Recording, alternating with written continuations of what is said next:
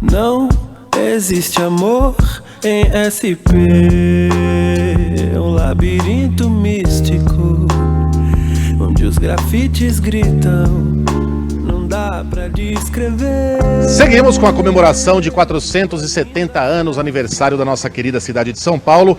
Hoje o tema é história, prognósticos para o futuro, arquitetura. Estão conosco o padre Carlos Alberto Contieri, diretor do Pátio do Colégio, o Tiago de Souza, criador do O Que Te Assombra, entre outras coisas, e a Ana Marta de Tovo, arquiteta e urbanista, especialista em preservação do patrimônio histórico.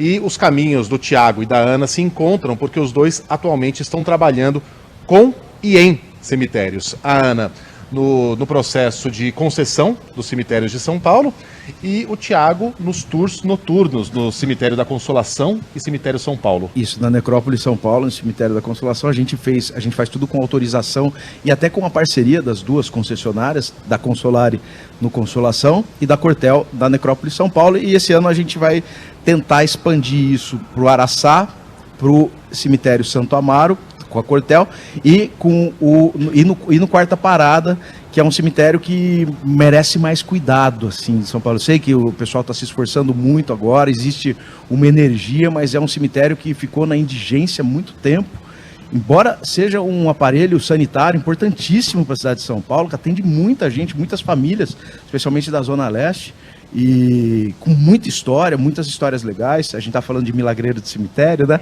Tem a Felisbina Miller, que é uma milagreira super conhecida da região, é super acessada, A gente pode falar de milagreiro? Pode falar só? Vamos daqui a pouco? Daqui a pouquinho. Tá bom. Vamos ficar no plano real. Vamos ficar no plano real. Tá bom. Ana, só quem acha estranho um turismo em cemitério é quem não conhece o Père Lachaise em Paris ou a Recoleta em Buenos Aires, entre outros, né? O Thiago nos falava dos cemitérios de Roma também, que tem atrações históricas interessantíssimas, fascinantes, mas são dois cemitérios realmente belíssimos, né? Fora da curva. A parte ali das tumbas das vítimas da Segunda Guerra, dos judeus vítimas da Segunda Guerra no Père Lachaise, são um soco no estômago. Qual é o nosso potencial turístico aqui em São Paulo? Então, na verdade tem sido, para mim, é até engraçado falar isso, né? Mas um grande prazer e uma satisfação enorme trabalhar, principalmente dentro do Cemitério da Consolação, né? Ali eu descobri um outro mundo. Afora, as tipologias arquitetônicas que realmente são belíssimas, né? Então, projetos Ramos de Azevedo, então a gente tem a capela, a gente tem todos os edifícios que serviam, né? Num primeiro momento, ao cemitério, né? E continuou assim, na verdade, ao longo de todos esses anos, né? A gente tem a questão das próprias lápides, dos túmulos, né? Que eram encomendados pelas famílias de São Paulo a grandes artistas, escultores, né? Então, o cemitério, principalmente o Cemitério da Consolação, ele é uma grande obra de arte, né? É um verdadeiro museu a céu aberto. Então, a gente se depara não só com essa questão das tipologias históricas, mas também do fascínio, né? Desses túmulos e de grandes personalidades que estão ali, né, enterradas. Então é impressionante. A gente começa a andar pelas ruas internas do cemitério e aí a gente encontra Santos Dumont, Mário de Andrade, família Crespi, né, foi super importante na Moca, família Jafé no Ipiranga. Então a gente tem realmente ali, através desses roteiros históricos, a oportunidade de vivenciar um pouco de toda a história de São Paulo, né? Querendo ou não, ele conta. Então, a gente tem a cronologia das tipologias que mostram como as pessoas eram enterradas no princípio, né, quando o cemitério foi inaugurado, então que são túmulos mais simples, e aí eles começam a receber maiores ornamentações, então todos com materiais de altíssima qualidade, né, materiais nobres, então todos de mármore, de bronze, esculturas belíssimas, né, Brechelet, enfim... Leopoldo e Silva, né, grandes escultores do começo do século. Então é realmente impressionante a qualidade arquitetônica, cultural, escultórica dessas obras que a gente encontra, principalmente no Cemitério da Consolação. E eu concordo, na verdade, com o Tiago com relação à Quarta Parada, porque o Quarta Parada ele tem uma questão histórica muito relevante, porque, querendo ou não, ele é o berço eterno, né? De grandes, de pessoas comuns, na verdade, né? Famílias de imigrantes que moravam ali na Zona Leste, que na verdade operários, né? Que ajudaram no crescimento, no desenvolvimento da cidade e que hoje estão ali, né, ali enterrados, fora toda essa questão que ele coloca do misticismo e que também é super importante a gente considerar, né, dentro do... Eu sempre digo, primeiro que eu acho que cemitério é um lugar de vida, de continuidade, por mais estranho que possa parecer essa frase, porque claro que é um local de transformação, de conversões, só que até onde a gente sabe mesmo, o que nos resta aqui imediatamente são nossas histórias, nossas biografias e tudo que a gente causa de memória na cidade, ou nas pessoas, ou nas famílias, ou quem está no seu entorno. Então, eu sempre digo, os cemitérios, eles guardam o que tem de mais importante na nossa comunidade, que são pessoas. Não tem nada mais importante para mim do que as pessoas que estão lá. O Cemitério da Consolação tem isso, né? Exatamente, a gente passa, você vê Luiz Gama, você fala, esse cara existiu mesmo, não só existiu, ele está aqui. Tá aqui. Como Mussolini, isso causa... né? Exatamente. Então tem todos os modernistas. Quer dizer, é incrível você transitar num lugar que você se depara com quem de fato fez a história, né?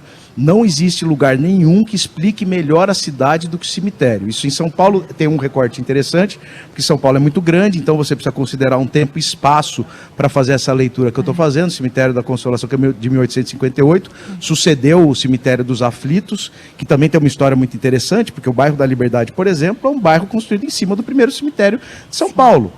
E nada foi tirado de lá, tudo foi construído em cima do cemitério. E aí o Cemitério da Consolação sucede. O Cemitério de Santo Amaro também é um cemitério muito interessante, porque quando Santo Amaro é absorvido pelo município de São Paulo, isso nos anos 30, ele passa a ser o cemitério público mais antigo de São Paulo, porque era o Consolação de 1858, e o cemitério de Santo Amaro é de 1856. Então a gente tem também esses dados, porque o Cemitério da Consolação é sensacional, é o nosso cartão de visita do ponto de vista cemiterial, só que a complexidade dos nossos cemitérios é muito profunda e atraente. Dá para a gente passear por São Paulo e por várias épocas de São Paulo a partir dos nossos cemitérios, e que bom que a gente está se reencontrando com essa possibilidade, né? Sim. Eu até tomo cuidado, sabe, Megali, porque quando a gente faz essa referência à Recoleta e ao Père Lachaise e outros cemitérios, parece que para validar o que a gente tem, a gente precisa lembrar dos outros. E eu sempre digo isso, falo, aqui é suficientemente importante e bom para explicar a importância do que a gente precisa preservar. Mas essa é uma característica nossa, né? Super a gente geralmente vira-lata, valoriza, né? a gente valoriza o que não é nosso, né? Isso é lógico que infelizmente. Mas eu vejo, por exemplo, o Cemitério da Consolação, o próprio cemitério, a própria Necrópole São Paulo, explica muito bem isso que você está falando, Ana, da organização das famílias, especialmente da pujança de algumas famílias, a pujança econômica de algumas famílias de imigrantes, né? Os armênios, sírio-libaneses, italianos. A Consolação começa pelos portugueses, né? Sim. E depois que a gente vê a evolução patrimonial, vamos dizer assim, dessas coisas. Tanto que é interessante que o Cemitério da Consolação, o maior mausoléu da América Latina, que é da família Matarazzo, fica num lugar não nobre do cemitério. E eles tornaram um lugar nobre, que hoje está o Campos Sales do lado, que foi um presidente, inclusive campineiro, igual eu, mas está o Campos Sales do lado, está o mausoléu da família Matarazzo, e que abriu uma porta para ele ser acessado do outro lado do cemitério, porque ele não fica perto da entrada principal. Então, assim, é muito legal entender também essa dinâmica dos cemitérios, que reproduzem também a dinâmica das cidades, né? Tem um lugar mais nobre, tem um lugar menos nobre, Sabe interessante. Que vocês estavam falando, a Ana faz a revitalização do cemitério, você faz visita, eu encomendo os corpos como padre, né? Fecha seu ciclo. E seca. E nós aqui morremos. Agora, tem uma questão importante. Vocês estavam falando, eu estou pensando aqui, em outro patamar. Nós podemos ter monumentos maravilhosos e a gente precisa preservar todo o monumento.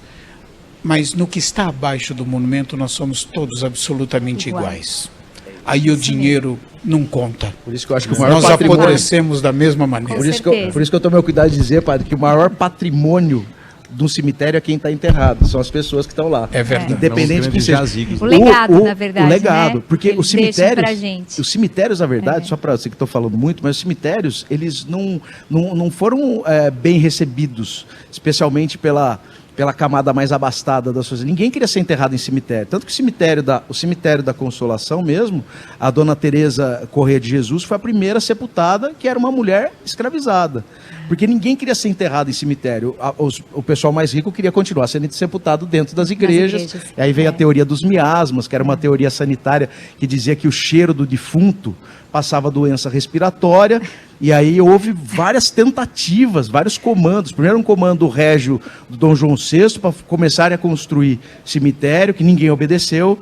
E aí Dom Pedro I teve um comando imperial, começaram a construir cemitério, teve uma cemiteirada na Bahia, teve uma revolta que destruiu o primeiro cemitério que tentaram construir para o pessoal ser enterrado, o pessoal mais rico, na época, junto com a igreja, que também estava perdendo o monopólio da gestão da morte, né? Eles cuidavam e recebiam por isso, então também não era algo muito interessante. E aí, olha só em 1858, que a gente tem um cemitério oficial, porque o dos Aflitos era um cemitério oficial, mas só para enterrar todo mundo que era rejeitado em alguma medida pela sociedade, né? Escravizado, indígena, condenados, e aí a gente coloca um monte de aspas, né, sobre esses condenados, porque as circunstâncias que eles eram condenados, e a católicos. Quem não era católico também era sepultado no cemitério dos Aflitos. Enfim, falei pra caramba. Que gerou revoltas, mas como disse o padre, né, no final das contas, abaixo ali é todo mundo igual. Só pra matar esse assunto, com o perdão também do trocadilho, nem foi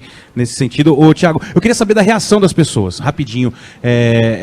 Porque você começou a promover esses passeios e eu lembro das primeiras fotos e das mais recentes, né? Hoje falta vaga.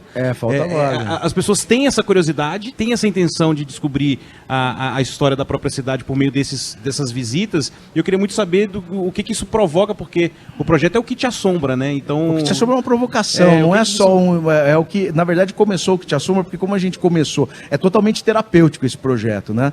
A gente foi submetido a uma realidade muito crua e perversa da morte entrando nas nossas casas há 2 anos e pouco atrás, sem pedir licença, perdemos 700 e tantas mil pessoas, quer dizer, sem nenhuma elaboração. Eu perdi uma tia, tenho pais idosos, tenho filho pequeno, estava morrendo de medo e comecei a compulsivamente consumir esse tipo de conteúdo, não necessariamente cemiterial, mas insólito, entender o que é esse negócio de morte.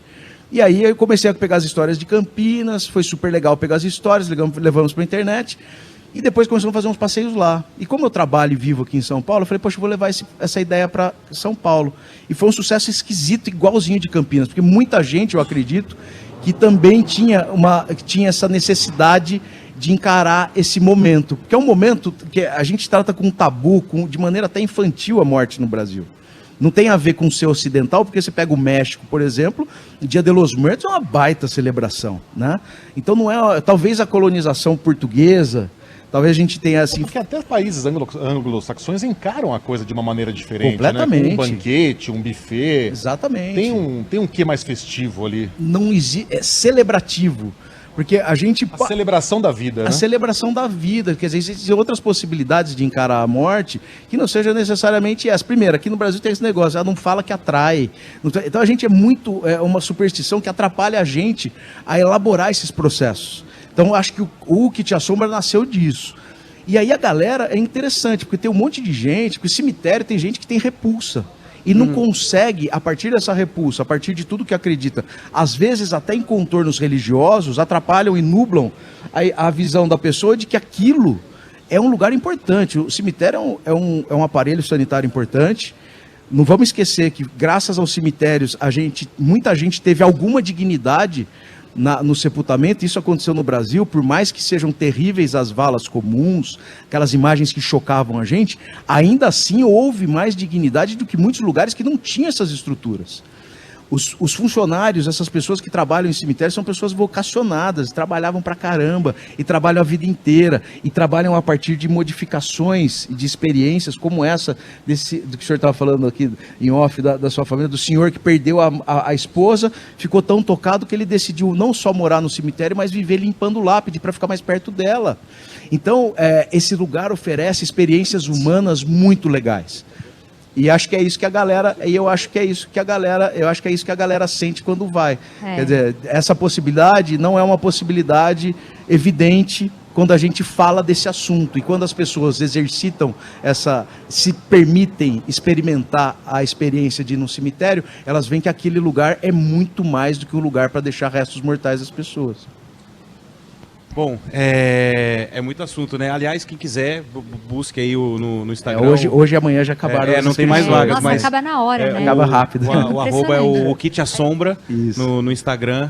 E o Thiago é bastante acessível, tá? Pode mandar mensagem para ele lá, encher a caixa de mensagens dele no Instagram também. Calabigato, eu tava aqui discutindo com o Megali fora do ar, se a gente toca a música agora, se a gente deixa pro final, se a gente devolve para você, o que você acha? Vamos fazer mais um suspense rapidinho? Vamos, então para, então daqui a pouquinho. Não quer soltar assim nem 3 segundos? Não. Se então é pra soltar, deixa até o fim. Então tá bom. E a gente corre. Respeite a criação do artista, por favor. Dá tempo da gente fugir também. Exato. Quanto mais pro final, melhor. Posso só fazer uma consideração? Que essa canção que a gente fez, essa paródia que a gente fez, tem a parceria do Marcos Frederico também, da Orquestra Royal de BH, que é um virtuoso. Você tá tentando levantar... Tô tentando fazer as pessoas respeitarem um pouco mais o que a gente fez. Jogar a culpa em outra Sabe pessoa. que houve um entendeu? processo, né? Exatamente. Que não foi um brainstorm dele com o Megali. E dividir responsabilidades Exatamente. também. Quando o processo Pra 3 chegar... é melhor, né? É isso aí. Vai lá, Carlinha. Degradia Max, duas lajes triplex. No morro os moleques, o vapor. É o Play 3 na golfeira, Tissai Xanex. É o ouro branco, o pau mágico e o poder de um Rolex. Na